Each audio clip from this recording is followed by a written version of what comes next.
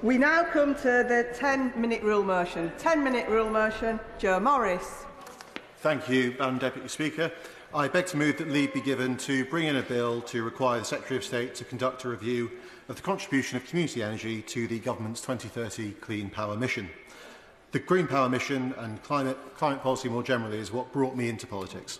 Ensuring that we have a world that is economically, ecologically and environmentally viable for future generations is one of the reasons that I'm privileged to stand in this House today, and one of the reasons that many people across the constituency put their faith in me.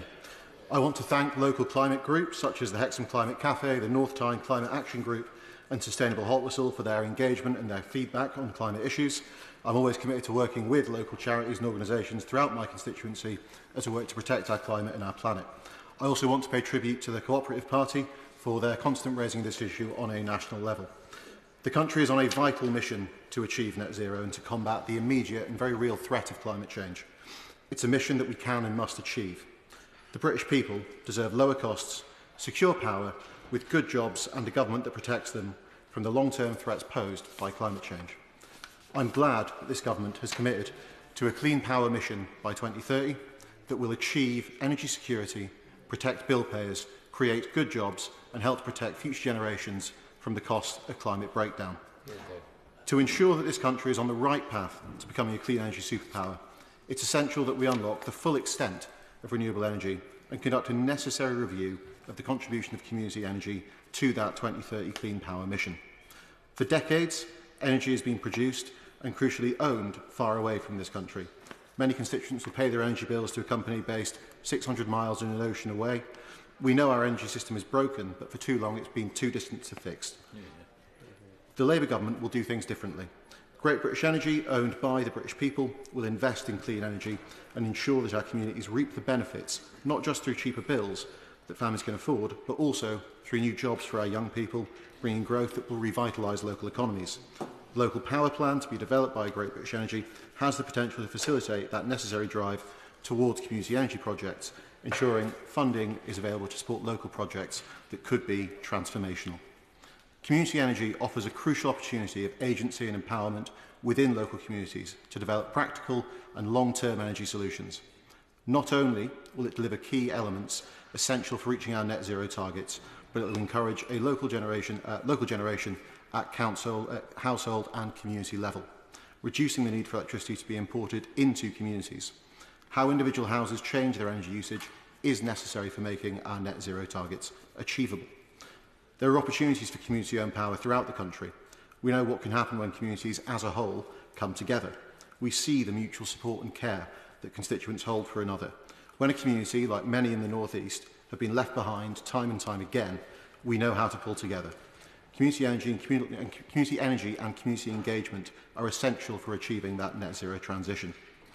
Individual households throughout the country can engage through both centralised generation and storage. Houses can be powered locally, reducing demand for imports from the distribution network and cutting energy bills.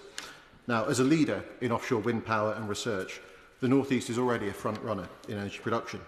Already supporting over 5 gigawatt of offshore production, the North East has a further 72 gigawatt of potential production. My region can display leadership not only in production, but also through infrastructure. We can supply more than 130 gigawatt of offshore power through the North East local supply chain across all 4 of our nations. Now, supporting the green energy transition can start in the North East. Not only is the region strongly placed to deliver the offshore wind in the North Sea, but we're also in a strong position to install and maintain the growing pipeline of heat network projects that would support the supply chain in the North East, foster highly skilled jobs that are vital for the region and necessary for ensuring that young people in the North East can remain in the North East to secure high-paying, highly skilled work. It's essential that the resources the country has at its disposal are properly recognised. Through community engagement and energy, effective solutions can be tailored specifically to regions and localities. Community-owned energy projects are, however, not new. They already exist and thrive across the country, thanks to the innovation and drive of individuals. I want to acknowledge and highlight the phenomenal work of Houseof Net Zero, its founder Herbie Newell and David Still, both for their support and for their commitment to delivering net zero emissions by 2030. One of the first meetings I had as Hexham's MP was in the room above the Crown pub in Houseof to talk about net zero, which I'd highly recommend to the Minister if he comes up to visit. Houseof Net Zero have already installed a number of low-carbon technologies, including solar, heat pumps, battery storage, electric vehicles and biomass. Their efforts to launch this year one of the first community-based solar farms in the North East captures the community spirit and drive of the constituents. Their aim is to successfully deliver half of the electricity demand of the parish. Madam Deputy Speaker, I believe the work of Houseof Net Zero would be of valuable interest to the review of community energy, informing how to unlock community energy at scale and how to support the development of other projects throughout the region and the country. Provides a strong example of community engagement and a model for how this can be achieved. Launching a review will assist the Secretary of State to understand how best to support the thriving community energy schemes that already exist, as well as set up new projects that benefit new communities. A review could consider how to expand the availability of funding for local projects. A review can examine how best to support community energy projects, specifically those in rural areas, to facilitate strong working relations with landlords and ensure planning processes receive local support and consultation. Supply companies can be mandated to ensure that economic power is contractually negotiated on economic terms. A review can also identify how best to successfully expand and transform smaller projects into large-scale projects that respect local communities and interests. Smaller community projects face far higher financial challenges. A possible guarantee scheme could make considerable headway to successfully minimising the risk. Through conducting a review, solutions can be considered to tackle two major challenges for community energy projects: ensuring funding is available on competitive terms and that there is support for electricity to be sold to the community to maximise project revenue. Launching this vital review into community energy will support our mission to achieve net zero emissions by 2030. Now, throughout the Hexham constituency, I'm proud that local residents are already engaging in efforts to reduce their emissions and to commit to green energy and achieve that 2030 mission. In Proddo, the work of Friends of Eastwoods Park and the Miners Lamp Cafe has introduced solar panels and battery storage. This has received vital funding from Northern Power Grid, and through that, through the drive of local residents, they've made sure the building can still be heated, that meals can be cooked and ingredients can be preserved through the local green energy supply.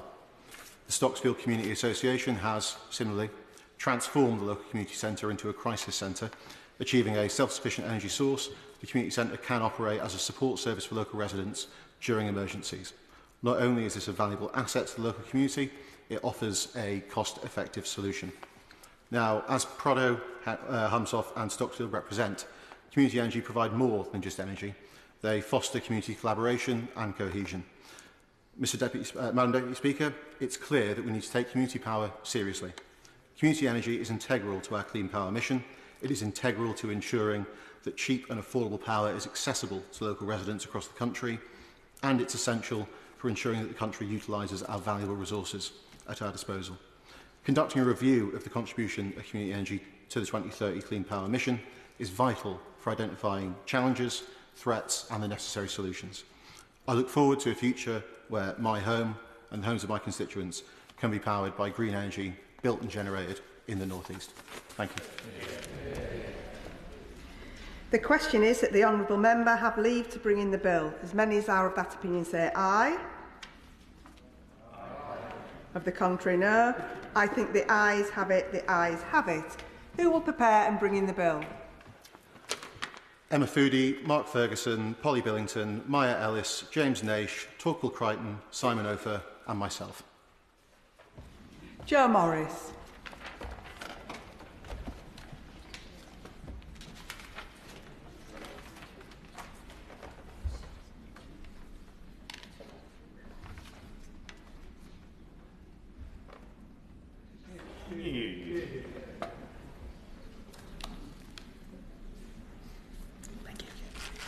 Community Energy Review Bill.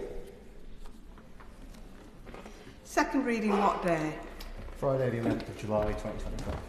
Friday the 11th of July 2025.